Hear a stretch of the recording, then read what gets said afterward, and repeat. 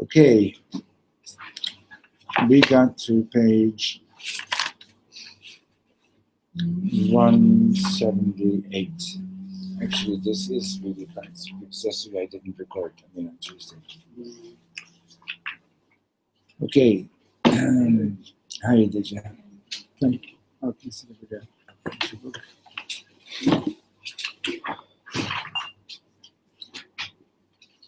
Okay. So we're learning about the months of Tammuz and Av. And when are you leaving the video next week? Next week, Tuesday. Next week, Shabbos. You're here for Shabbos? That's right. Okay. So the we're in the 3 weeks now, right? Today's the 19th of Tammuz. It's the third day of the 3 weeks. We fasted on Tuesday, right? Tuesday, Wednesday, Thursday, 17, 18, 19. And the tragedies of the 3 weeks began with the first tragedy of the 3 weeks is with the breaking of the siege? No. Before that. Moshe Rabbeinu broke the tablets on the 17th of Tammuz. That's why we fast. Because No, it's one of the reasons that we fast, yeah. But then the siege of Yerushalayim started on the 10th of Tammuz. The walls were broken through. If you go to the old city, you can see they found the old walls of Yerushalayim.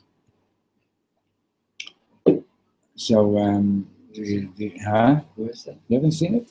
You go to the square in the old city, right? Mm-hmm. Where the Ramban, where the Churban Shul is, and then you go to the left, you follow, like, you're standing with the Churban Shul like, right behind you, you walk that way. Yeah. And there's a place there you'll see you'll see a section of the old wall. Yeah. Okay, so the question is, what are you supposed to do during these 3 weeks? What is all about, right? So we need to understand that so this series that we began here on Sunday, with Reb Shlomo teaching about the 3 weeks, is that first and foremost, he taught a lesson from Rabbi Nachman that a person has to know 3 lessons to be a servant of Hashem. You have to know how to stand, how to walk. You have to know how to fall and get up. And you have to learn that when you fall and you feel so totally crushed down, that you have to keep on doing all the good things that you believe in and that you do in order to keep going. And eventually you discover that you never really fell, because how could you have fallen? Hashem is always holding you and taking care of you. Right? Okay. Let me just check this. If we got proper sound.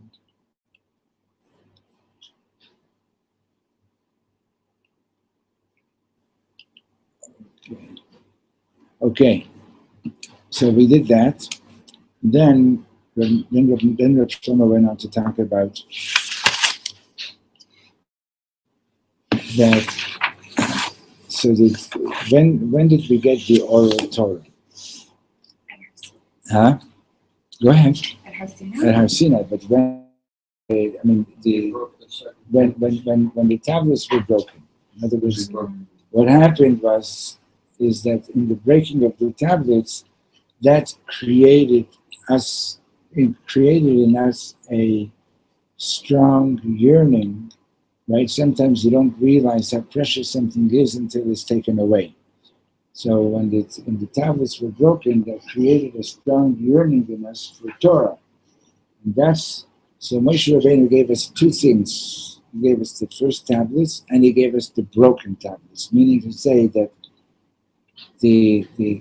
that Torah that was on the first tablets is like floating around, and that comes back to us in Torah Sheba'al Peh. And it's the yearning for it that brings it down. And all this form that we have are maybe a millionth of actually all the Torah that has come down over the years. Okay, so now page 178. Chibur al Neshama. And this is actually part 3, but we renamed it incorrectly as part 4. Okay? So, חברים, לא מספיק שאני יודע מה לעשות בעולם הזה. ואני יודע הכל. It's not enough that I know how to navigate and what to do in this world.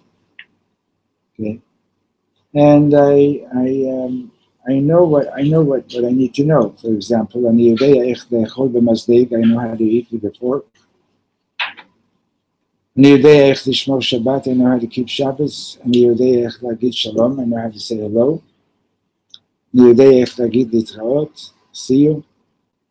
אני יודע את מספר הטלפון שלי, היכן אני גר, אני יודע את מספר החשבון שלי בבנק. I know all these things that my bank account, my telephone number, etc., etc. כל זה יפה מאוד, all this is very nice, אבל אני צריך יותר מזה, I need more than that. אני צריך שכל, אני צריך שכל זה יהיה קשור עם הלמעלה. I need that all this should be connected with my above. אם זה לא קשור עם למעלה, if it's not connected to my above, זה מת, it's dead. Right? So what? So you have 5 million in your bank account, and I don't have even 500,000, right? So what? Right?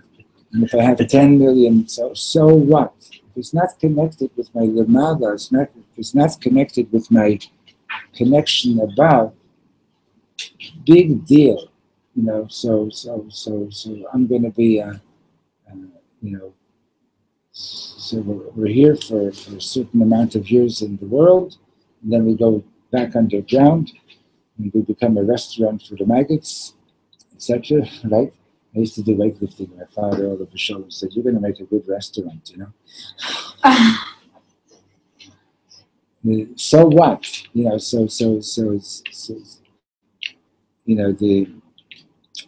What's the big deal, right? It's only if we're connected above that it's alive. Mahu Adam Chai, Mahu Adam Mate. What is a living person? What's a dead person? Adam Mate.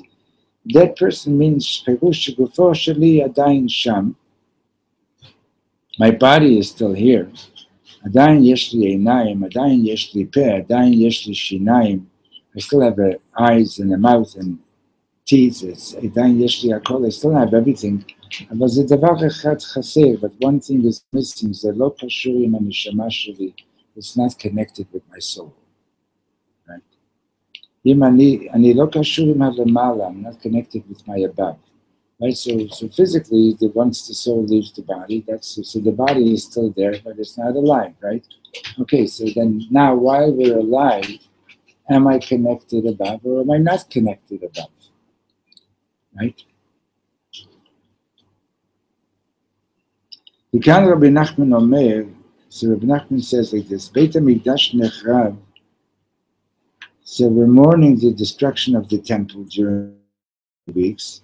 Aval hu adayin kayam, but the Beit HaMikdash really still is in existence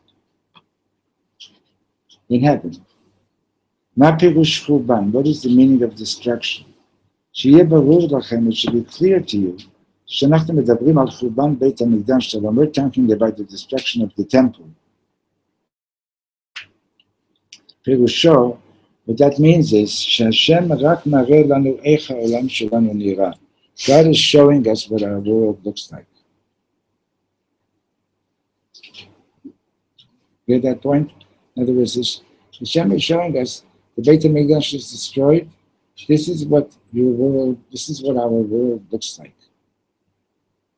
Okay. Aval hakotel ha'maravi adayin kayam, but the Western Wall still is in existence. The milim achirot, in different words,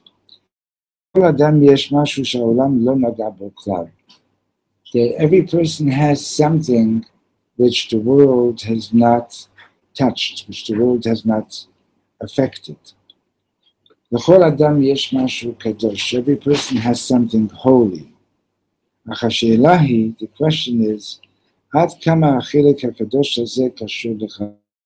how much is this holy part of my being connected to my life? How much is it connected to what I do? How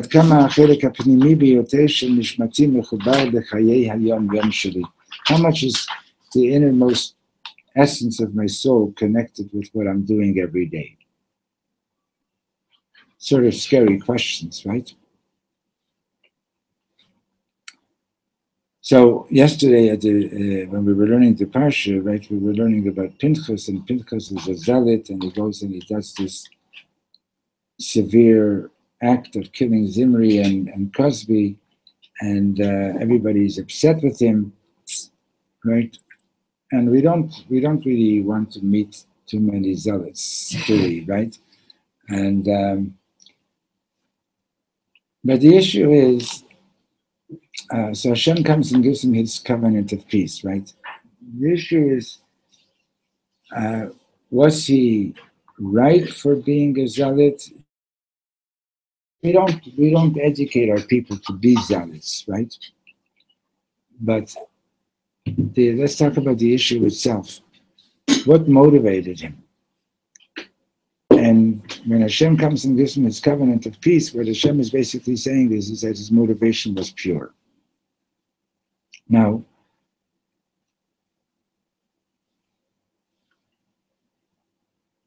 we all know that we have a neshama, right? Everybody agreed over here?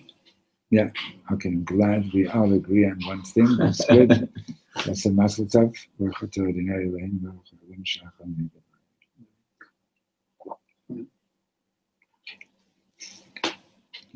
And we have a nefesh bahamit. We have an animal soul, right? Much of the time, most of the time, my daily activities are being generated by my animal soul. I want to eat, I want to breathe, I want to shop, I wanted this, I wanted that, I wanted that, right? And even when I put on my talis and tefillin, it's not so simple to be focused on my neshama, right? Even when we're davening, right, the mind is busy with all kinds of other thoughts that keep on coming in, etc., etc. The difference between a zealot and an ordinary person is that a zealot, a holy zealot, is that the holy zealot cares so deeply about his soul connection that he wants to have a complete bond with Hashem. He wants to have an exclusive bond with Hashem. Doesn't want anything to interfere with it. Anything that's going to interfere with it is like, get out of here. I don't like this. I don't want this. Okay? I don't want this. Now, there's a concept of being a warrior, which I didn't really, we used to always think of the warriors, the guys in the comic books and or the people, the warriors at war and so on. But there's a very deep concept in being a warrior, and what does that mean? A warrior means that everything that you're doing is focused on your goal. Even what you eat, what you wear, where you go, what you read, what you study, what you don't study, you have a purpose. You have a purpose in life. You have a goal in life. You know that this is my goal, right? And I care deeply about it, and everything that I'm doing is directed towards that. That's what a warrior is. Okay,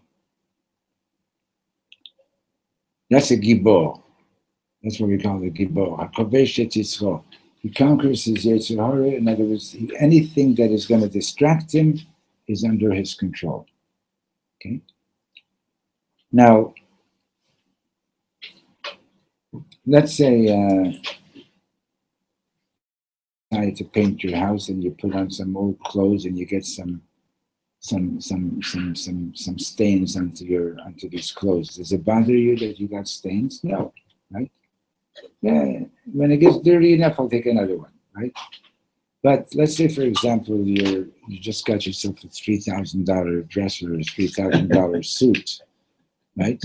You're laughing. I never had one of those either. Okay. But there are people who do that, okay? And you what do you call it? And you get a stain on it. It's going to bother you a lot more, right? Why? Because this is precious to you, right? Something that's precious to you, it bothers you if something is making it, if something is messing it up, right?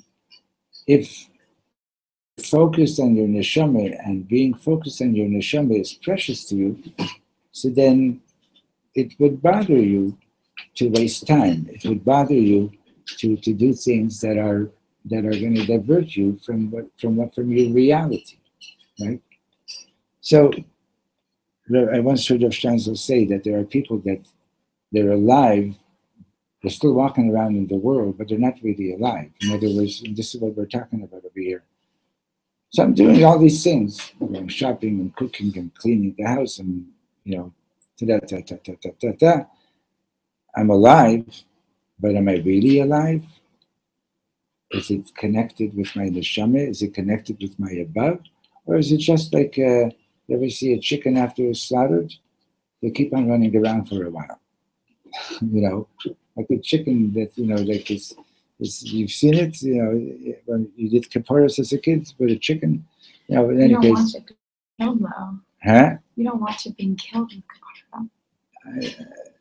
When I was a little kid, my mother couldn't afford to have a babysitter, so she used to take me to the market when she'd go buy the chickens, and I saw all that. I saw it all happening, and they the thing just keeps on running around for a couple of minutes, and so here, if I'm not connected with my above, so my body is running around, right? So the point is, if you don't take the time to actually meditate and focus on the fact that I have a neshama, that I have a soul, you can go through life and hardly ever notice it. Okay? Fact is that if I am insulting to people, it's going to be even more difficult to be aware of the fact that I have a neshama. Right? All these things are important. It's important to be connected to the neshama. So, Rabbi Nachman Omer says, page 179, Nekudat Mala v'Nekudat Mata, the point above and the point below. Rabbi Nachman Omer, Yesh Nekuda Elyona v'Yesh Nekuda Tachtona. There's a supernal point, there's a point below.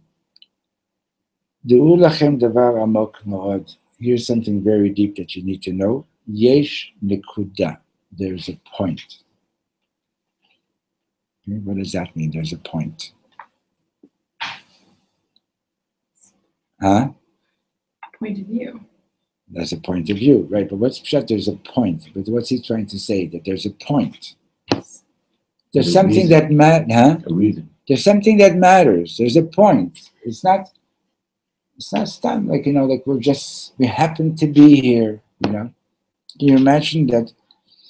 I remember when the first huge shopping center in Canada was opened up in Toronto. What's it called? First Jewish market. No, the first big shopping center. Oh, the Eaton Center? No, a different one. Yorkdale? Okay. It was like all over the newspapers. It was all over everything. And if you were anybody, then you had to go to Yorkdale. You just had to go, So you didn't go, you were no. If you didn't go, like you just either. Montreal. Right, I was learning in Toronto. Right. If you didn't go, like you just didn't tell anybody. At least you pretended, Can you imagine our neshamas, our souls up in Shemaim, and they get a news flash that this new shopping center opened up? And can you imagine our neshamas going to God and crying and saying, God, please, could you send us down to earth? I want to go shopping. Right? I doubt it. No, but you can buy beautiful clothes for Shabbos there. Of course. This is what we're talking about. Okay. This is, are you connected or are you not connected? That's what we're talking about. Are you connected or not? That's what the issue is about, right? So we have to know, first of all, there's a point. Okay? Yesh nikuda. There's a point. It's not like they were here for no reason for all these, for idiotic things. Yesh nekuda yona amuka biyoter. There's a point, a supernal point that is very, very deep. Hi ha'omek ha'amok biyoter sheyesh. It's the deepest point of our reality. And what is that? It's the deepest, innermost point of my soul. It's the point at which I have some kind of a sense of what God wants from me. Right? In other words, to discover that supernal point means to know, why am I here? The story that Reb Shlomo, I heard once from Reb Shlomo, that Reb Nachman got married when he was like 13, 14 years old. Reb Nachman of Breslau. And he's walking around at the wedding and he's saying hello to people, Mazel Tov, and who are you? And this one says, oh, I'm here from the Chosin side. This one's saying from the Kala side. And finally comes to this young guy and he says, what are you doing here? She says, I'll tell you the truth, I can't sleep at night because I don't know what I'm doing here. But Nachman says, I finally met somebody real. And he tells him, I have a whole bunch of friends in the city who also can't sleep at night because we don't know what's going on. We don't know why we're here. Nachman says, great, let's get together. This place is not for us. And Reb Nachman left with him and a whole bunch of other guys. They went to the university right in the middle of the wedding. He went to the forest and they were there for 3 days, and that night they made him their rabbi. It's what is this about? What are we here for? Right? So to discover that highest point is the point at which you get a sense of, I'm here for a reason. There's something that Hashem has in mind, something that Hashem wants me to be doing. Okay? Zohi hanekudah el-yonah. That is the supernal point. Likewise, there's also a point here below.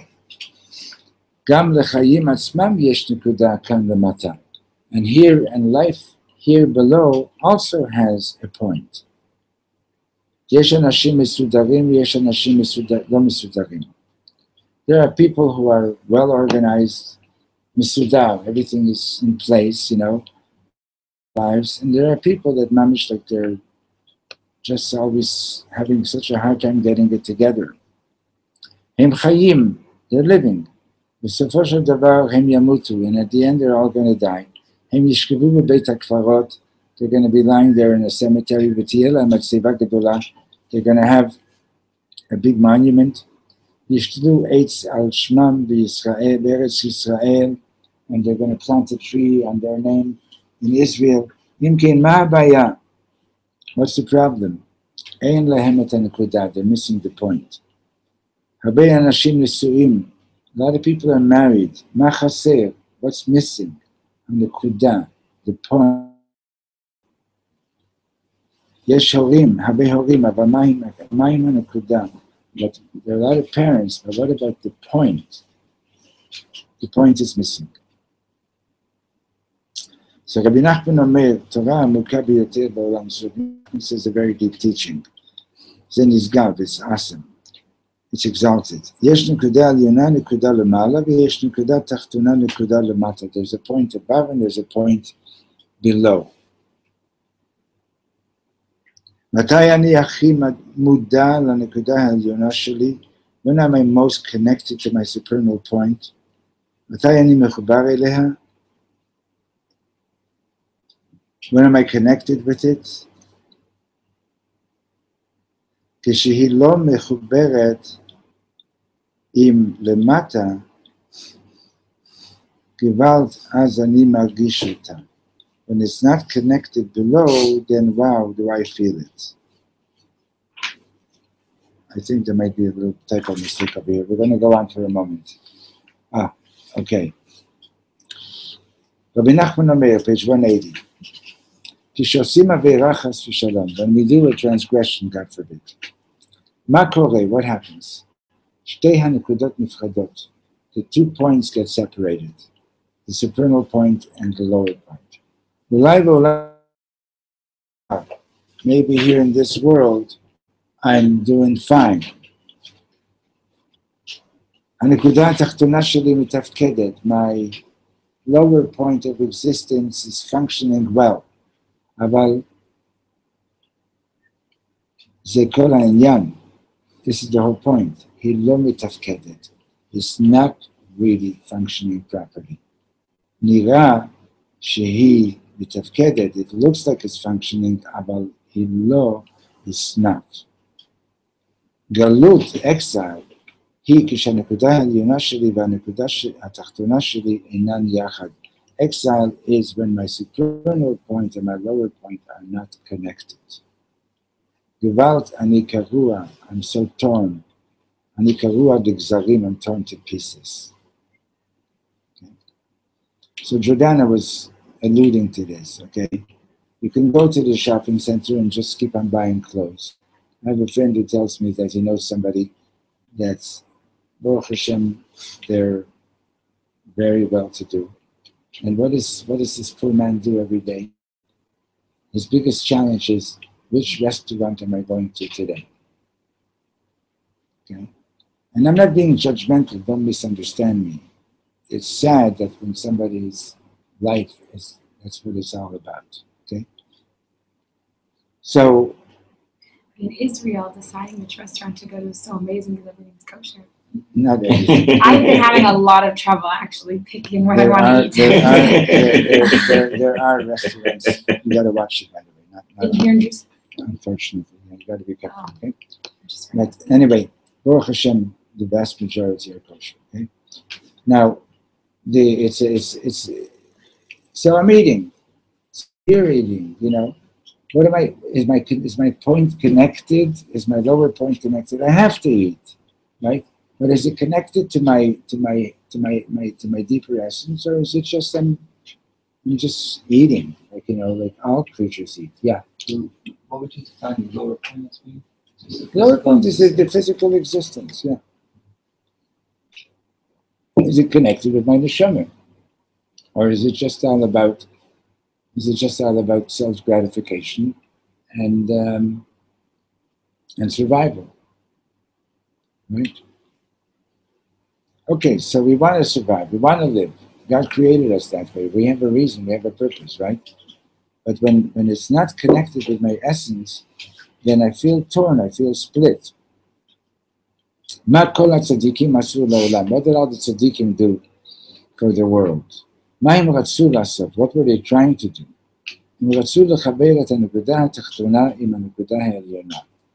wanted the lower point to be connected. They tried to connect the lower point with the supernal point. If it would be connected to the supernal point, halavai, if only that were true. Aval shuv, but still, don't forget, yesh regaim shebahem anachnu mechubarim. Even if you're walking around most of the time thinking that I'm not connected, thank God there are moments where you are connected. If we were totally disconnected, we wouldn't be able to exist. Right? So, I want you to know, says Reb Shlomo, when I feel pain, then I don't feel the pain. When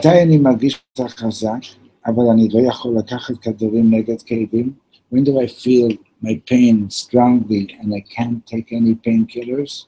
With Tisha B'Av. Right? Tisha B'Av is the day, the 9th of Av, when we're fasting over the destruction of the temple.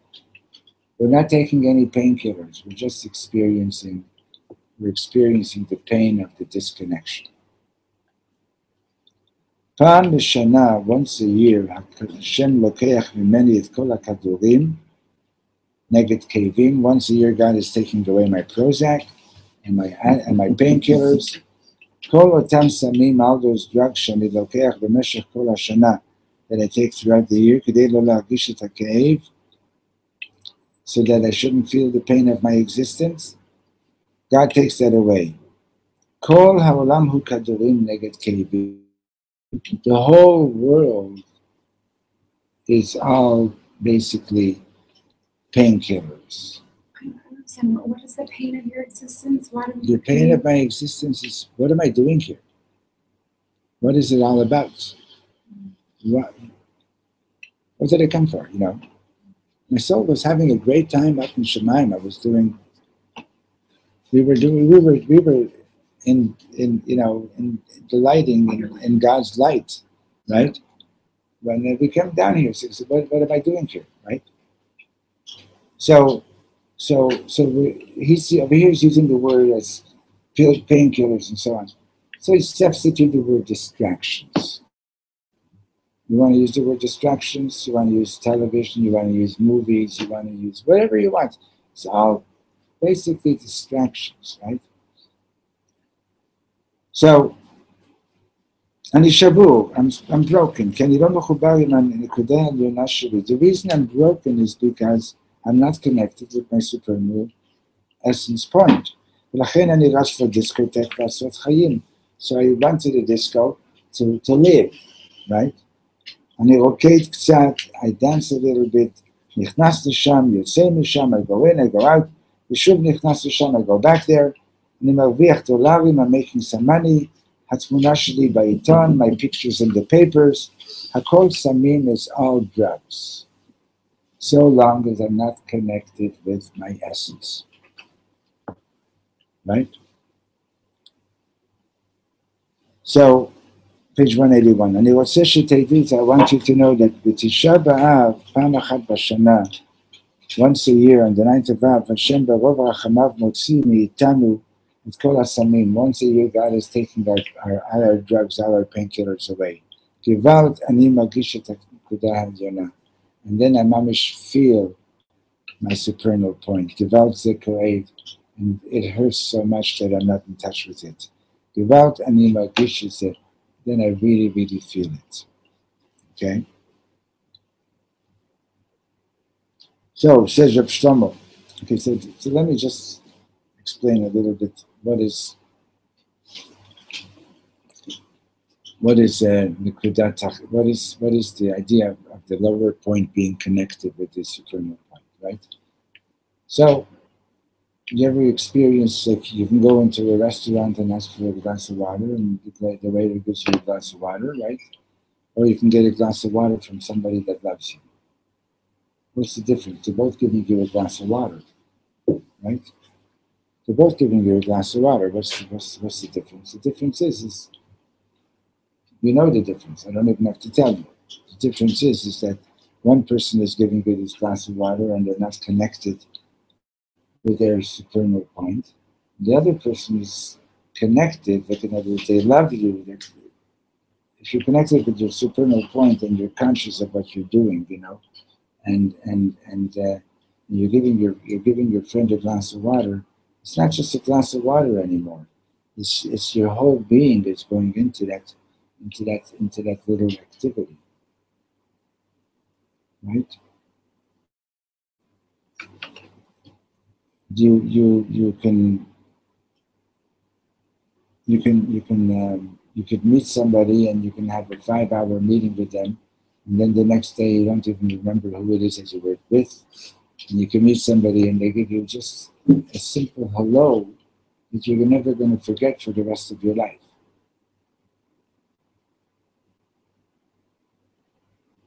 Okay? Have you ever had the opportunity to meet a tzaddik? No. Do you remember it well? You remember it, right? Do you remember who you met 2 days ago? Or yesterday? No. But they're both people, right? But when you meet somebody that's connected with their Nikudah Yonah, with their supernal point, right? What happens to you when you meet somebody that's connected with their supernal point? Your supernal point gets aroused right away. Your Nikudah Yonah gets aroused. Why do people like to go to tzaddikim? You know why? Because they're going to get a piece of cake. They want to go to a tzaddik because a lot of the times, like we even wonder, do I still have a neshama? Do I still have a soul? Right? But when you meet a holy person, right? You Are we all in there, in your when they see you, he or she, right? What they see is they see your neshama. And when they look at your neshama wakes up. And that's why you remember it so much. Of course, we're all connected. But we're out of touch with it. The question is, are we in touch with it? How many people really feel the pain of the fact that we don't have the Beit HaMikdash? I feel the pain of the Holocaust very badly. Okay, because you have family that you know that went through that. No, but just because it was more recent. Because it was more recent. So it's an amazing thing that we still pray for the Beit HaMikdash. That itself is amazing. Understand? But there are people, believe it or not, who every night are doing tikkun chatzot and are crying over the destruction of the temple. Literally. Okay? I knew one that lived right over here in Bati Breda. I mean, I hardly knew him, but he was one of the Talmidim of Reb Shlomo. But there are people that, like, when they go to the kotel, the halacha, by the way, is that when you come to the kotel the first time, you're supposed to actually tear your garment. Because as mourning, right? And there are people who mamish cry, like let's say, God forbid, okay, somebody comes and destroys. God forbid, somebody comes and destroys, your uncle's home, God forbid, okay? And you come back there a couple of years later and you see that this person who destroyed your uncle's home has built himself a little castle there and has taken it over and so on, right? Would you go inside to say, oh, this is beautiful, right? Would you, if he wouldn't be making a party and invite you to the party, would you go inside there? You wouldn't even step inside, right? That was the whole problem that happened at Purim times, that Achashverosh was making a party. What was he showing off? He was showing off with the treasures of the Beit HaMikdash that he had pilfered from the temple. Our biggest sin was the fact that we went to the party and that we participated in the party, okay? So So if I don't feel these things, and I'm not even pretending, I'm talking, I'm not pretending that that I'm better than anybody, because I'm not. Okay, but if we don't feel these things, that means I'm not really in touch with it. I'm not. There's something in my being that I'm not really in touch. Okay, that's the issue, and it's if I could walk by somebody in the street and see that they're having a hard time, and just keep on walking as if I didn't even notice, that means I'm not in touch with my neshama. Because if my toenail is got, if my toenail is ingrown and it's getting infected, that I feel, right? Right, because it's part of my body, right? But if I don't feel this other person's pain, well, his neshama and my neshama are part of the same one. So why don't I feel what he's feeling? Because I'm not in touch with my neshama. What did you want to say? So for me, so I think I told you I do a lot of Holocaust education, and I'm like very much like involved in Holocaust stuff, and I was thinking about it. Oh, No. sorry. Yeah, go ahead. So I do a lot of Holocaust education. I'm like always thinking about the Holocaust and very connected to it. But for me, the Holocaust and the Khorban are not different. They're not different. They're not different. They're not different. You're right. It's just a more recent Khorban. That like the Khorban just keeps happening at different times, and we connect to the most recent Khorban, so it is very hard for me to stand at the Temple Mount and say where's our building, but it's very easy for me, and I think a lot of right. us And anything that I to said, not having a home, and anything I said was not a criticism of anybody, by the way. I'm saying, why do you have to feel the Beit HaMikdash? Why can't you feel the Holocaust? Why can't you feel the terrorist attacks? One should feel all those things. Yeah, absolutely, one should feel it. That's right. So that's what he said. That says that what it means that the Beit HaMikdash is destroyed. Hashem is showing us what our world looks like, what my personal world looks like. It's not that it's destroyed. When I see that the Temple Mount has been destroyed, it means there's something in Hashem is showing me that there's something inside me that is in ruins. Mm-hmm. It's not like I'm okay and the building is broken, right? The Holocaust is not just okay. It's the Holocaust happened and thank God I'm okay. Mm-hmm. No, there's something deeper. Mm-hmm. Okay, and it's a very, very serious thing. It's a very serious thing that we get so distracted by all kinds of things in this world that comes Shabbos and we look back at the week and we think about oh my gosh, what did I do this week, right? Okay, so Baruch Hashem made a living. Thank God I didn't steal from anybody. Thank God, I hope I didn't insult anyone, etc., and so on. What did I actually do?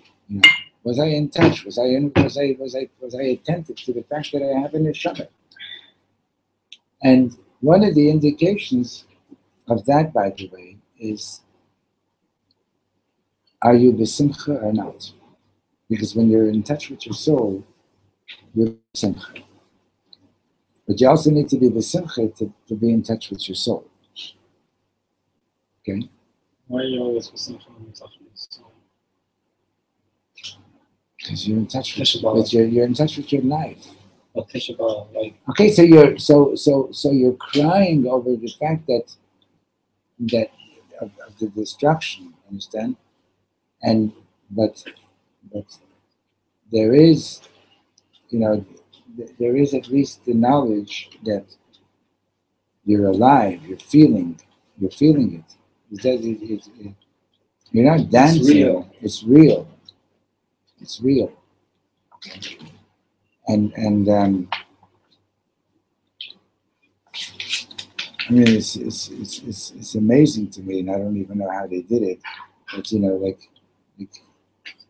these Hasidic masters that were learning their material, they were living in a time where there were pogroms all over the place and so on, and believe me, they felt the pain of it all. Reb Shlomo told us that when somebody would come to the Friedrich Rebbe, the second last Lubavitcher Rebbe, and Holocaust survivors, and they would tell him their stories, he would cry like a baby. Even though he heard these stories so many times, from so many different people, anybody that was telling him what happened to them in the Holocaust, he would cry like a little child, like an innocent child, right? And that's what do you do when you're a kid and you don't have something that you want, that's something that's precious to you? Never mind whether it's an important thing or not. What do? We cry, right? What do we do when we're adults? Still cry. If you should, Why not? we should. We should. I do. Okay, so holy people do. Oh. There you go. Okay. No, I'm saying Never heard that before. people who are in touch cry when somebody is in pain. Okay? Right? But if you're not in touch, that's what happens. So, like my friend Reb David Herzberg said, during these 3 weeks, as you're walking in the streets of Yerushalayim, as you are in Eretz Yisrael, we should be grateful for, thank God, what we have, but to be conscious of, this is just the beginning of what is supposed to, of this extraordinary, beautiful world that is supposed to be like.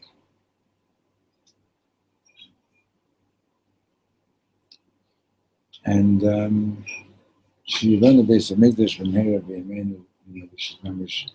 so the third Mizmor, the 73rd Mizmor in Tehillim begins with the words Ach Tov Li Yisrael Elokim. We have to know that whatever we're going through, and we don't understand it, okay, but we believe that whatever we go through is all Hashem's goodness. And honestly, we don't really understand that, especially when you're in the thick of it, like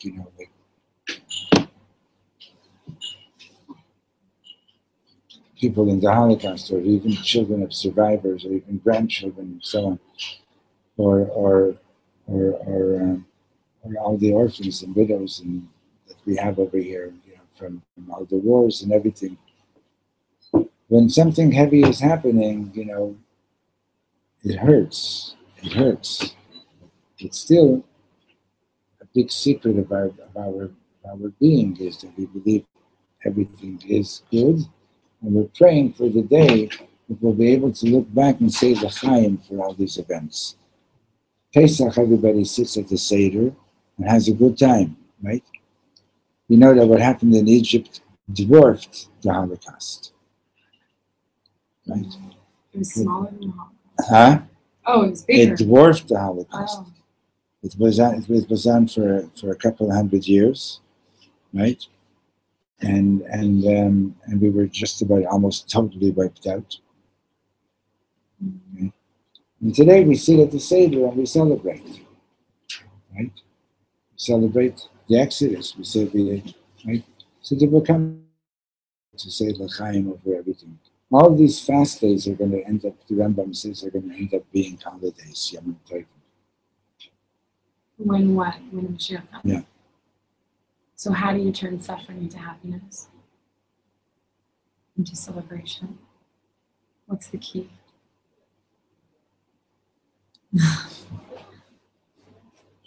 The key is, first of all, not to stop feeling the pain of other people, but the key is really to get in touch more and more with your neshama.